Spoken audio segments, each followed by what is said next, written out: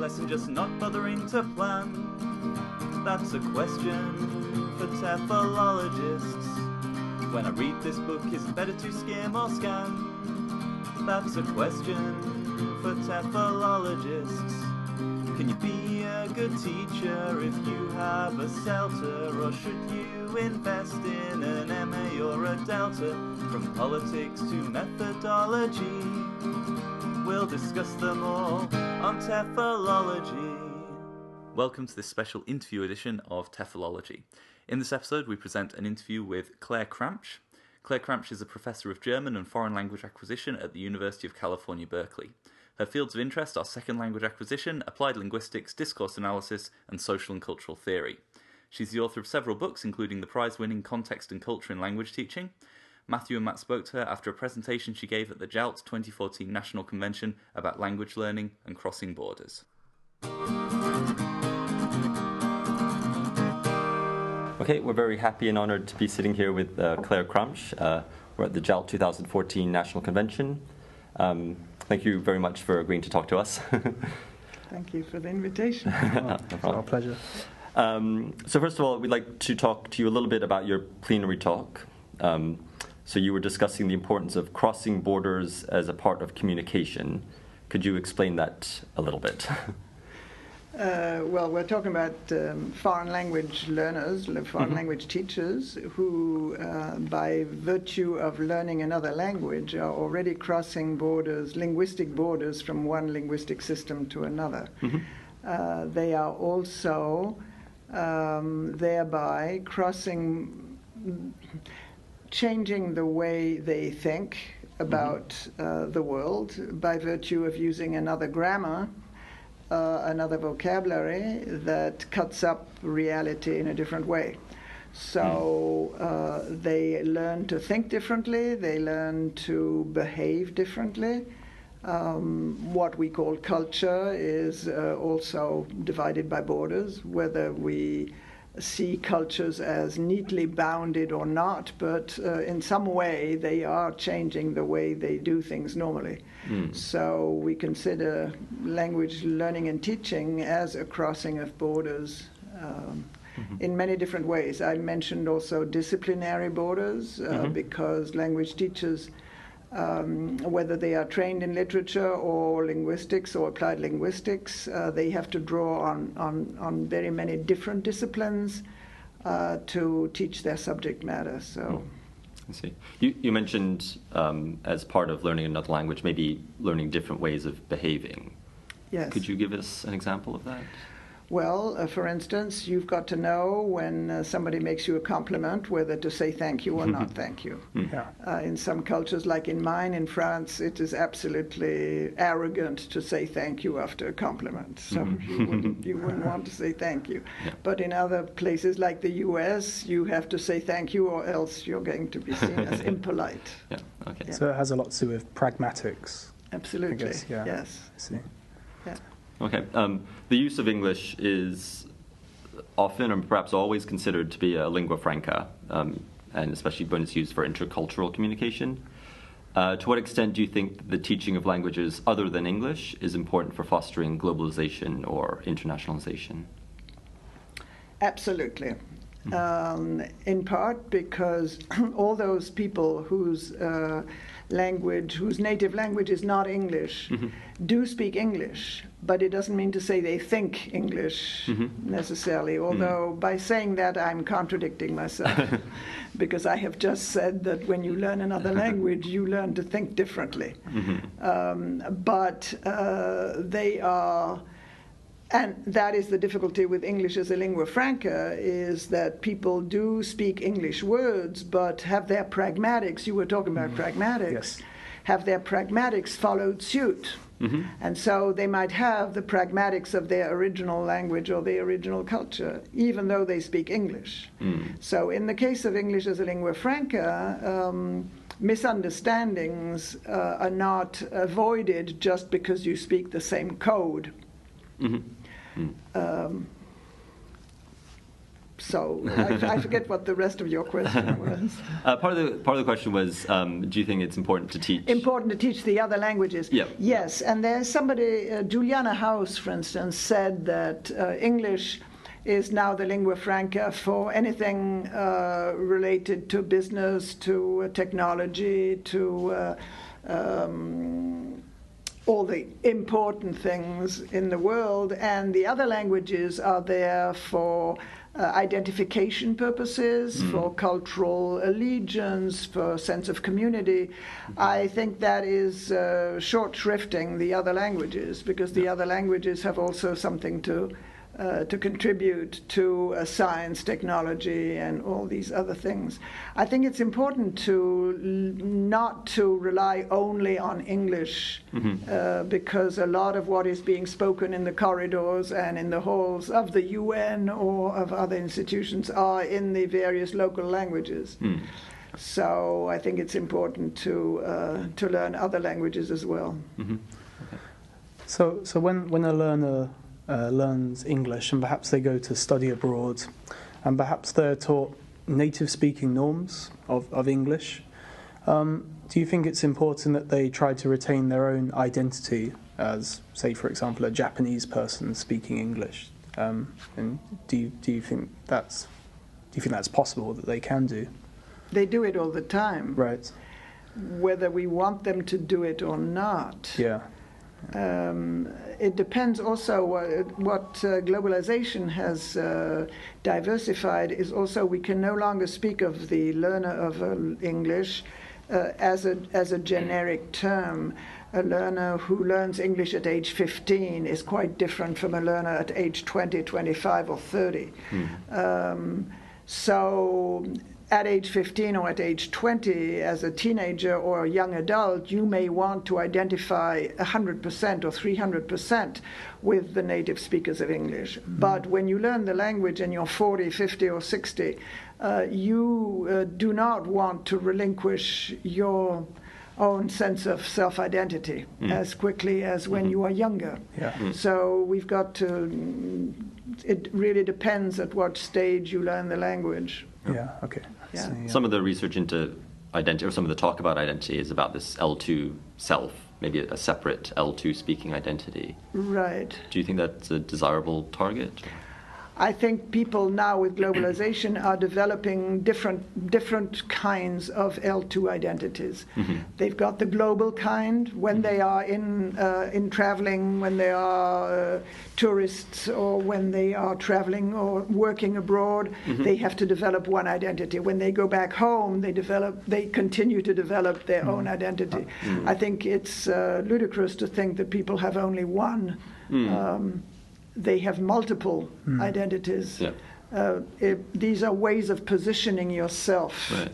So it's not only desirable, but it's a matter of fact that people will develop different ways of positioning themselves. And do you think that's really intrinsically tied to language? Or, I mean, obviously, maybe even in our L1, we have different identities. Yes. But it is exacerbated when you switch codes, definitely, yes. So, just going back to a teacher in a classroom might use cultural symbols from maybe their home country or the target culture, which is kind of disputed, I guess, using Great Britain as a like the artifice of English, for example. So if we remove culture from the classroom, in teaching language, is there still culture inherent in that language, even though we tried to remove it? There will always be culture in the language because each one of you, each person speaks from a certain point in history, your own biographical history, the history of your family, the history of the community in which you grew up, etc. And that you carry with you throughout your life. Now, it depends on which culture. I mean, even if you speak English, I mean, if you were not raised in an English environment and you speak perfect English, you have traces of your previous self. Yeah, I see. Yeah. So even if you teach English without any particular cultural engagement or cultural allusions, you will then be incorporating the present. I mean, even if you're talking about the here and now, Yeah. you are socialized into a particular environment. Right. I see. Yeah. Thanks. For today's presentation, you were talking about multilingualism, and maybe just a starting point, how would you define multilingualism?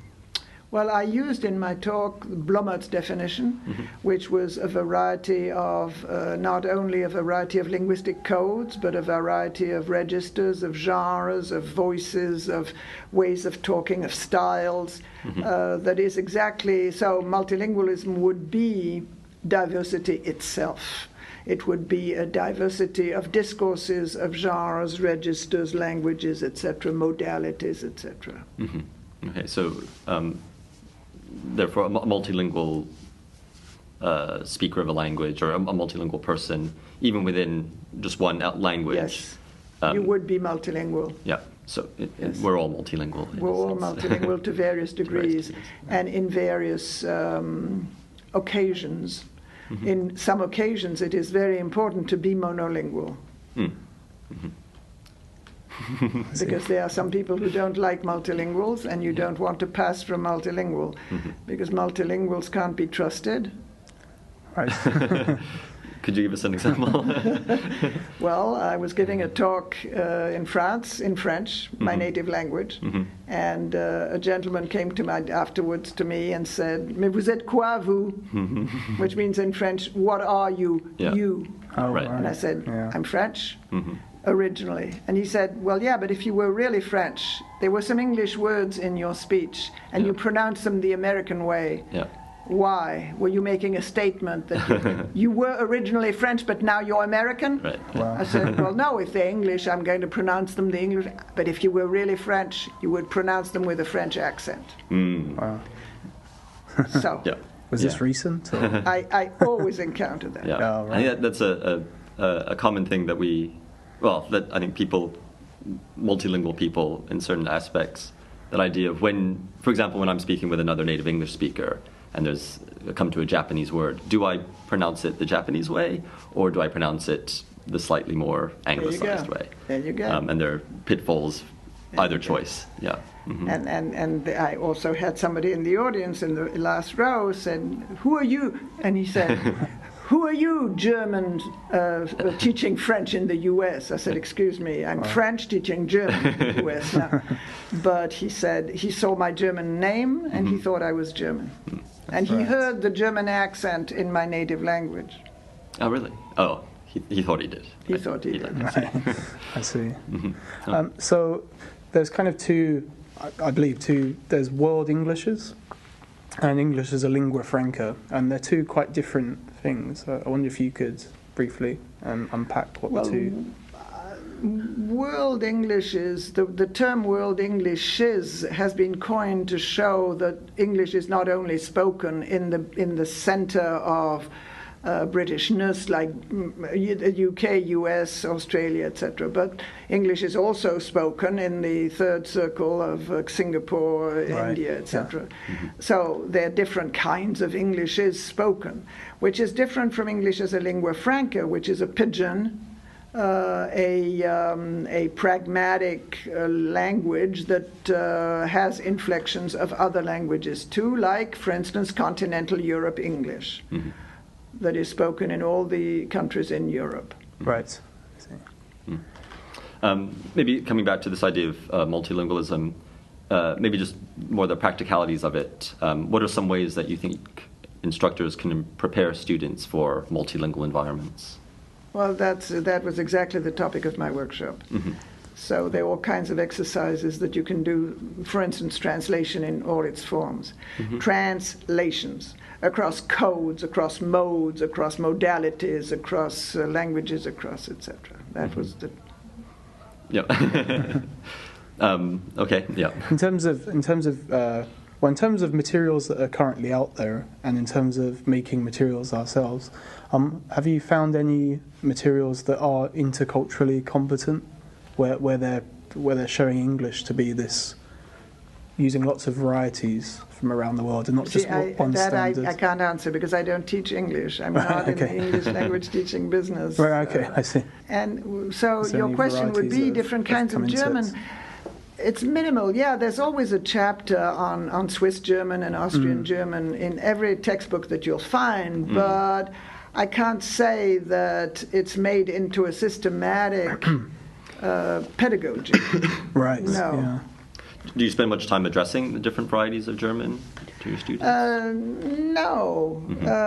I mean, it is an exotic. It is taught as an exoticism. So there will be one chapter in the textbook that will deal with Switzerland, and we'll have the students listen to recordings of Swiss German, etc. But I can't say that we teach them to speak Swiss German or to speak Austrian German. No. Or to speak Canadian French. No. Yeah.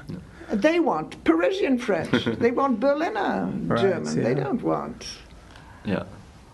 My experience, I mean, just talking with other instructors, is that, I think especially a lot of British instructors maybe are often forced to teach American English, in Japan at least, and maybe understandably resist that.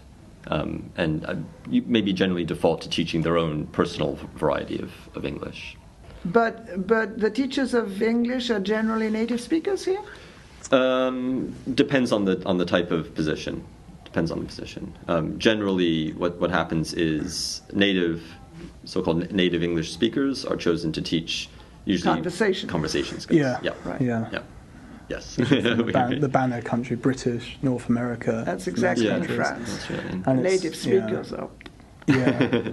Yeah. All they have to speak for them is their native accent. I mean, they don't have any particular degree or teaching their language. Yeah, or even in positions where for example, a master's degree is required, it's still what generally happens that the so-called native English speakers are put more into speaking classes, and the Japanese English or the so-called non-native are teaching grammar and vocabulary and that kind of thing. Yes. But it's interesting because the native speakers are multilingual. They're not just monolingual English speakers, obviously, because if they live in Japan, they must know some Japanese. Yes. But they're not treated as multilinguals. They're treated as pure monolingual native speakers. Some teachers are often told, we don't want you to use Japanese in the classroom. Deny all knowledge of you knowing the language. And I've been told that explicitly before, like, you don't know this word, don't use it. And that doesn't seem to help the situation, really. Yeah. In your talk today, you obviously talking a lot about using both the target language and the students' L1. Have you come up against a lot of opposition to that? No, on the contrary. In German, they're all too ready to speak English. My problem is to keep them to German. I see. So I don't have to. Well, I have to make it legitimate because generally they are forbidden to speak English in the classroom. But they. So I mean, or institutionally, are you? Institutionally, we still are for the total immersion in the foreign language. I see. You're supposed to speak exclusively German in the classroom. Yeah. Allowing them to code switch to English opens the door to maybe some abuses where they would start speaking only in English. If you put them in groups and you go around the room, there will be some groups that as soon as the teacher has the back turned, they turn to English. Yeah. And that is not generally something that you want. Right, but it seemed like a lot of the activities that you talked about in the presentation just now. That was controlled. That was very much controlled. We were discussing in German the code switches into another language. So what I presented there was a pretty reflexive and text analyses. So it wasn't the chit-chat and using any language as it comes to you or when you do by default. Okay. So, for example, if a student were speaking in German in a class and just had that one word that they couldn't get in German. Right. I mean, obviously there are a variety of strategies to overcome that, but Yes. just plugging in the English word there. In general is not accepted. Okay. Right. Generally. Yeah. What sort of I mean, you talked about different varieties of German. Yes. What sort of varieties of German do exist, and how, for example, is it different vocabulary? Is it pronunciation? Well, it can be, in the case of Swiss German, a totally incomprehensible language. Really? Right. Okay.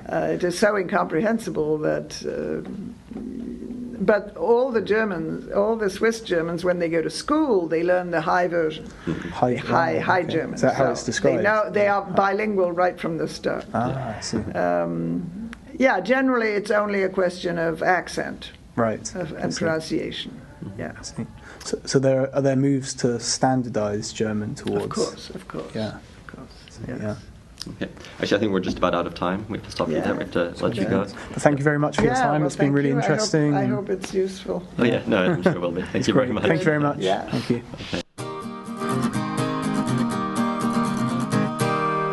We hope you enjoyed the interview with Professor Claire Kramsch. If you'd like to contact us, please send an email to teflology@gmail.com, or you can follow us on Twitter @teflology. We'll be back with a regular episode soon.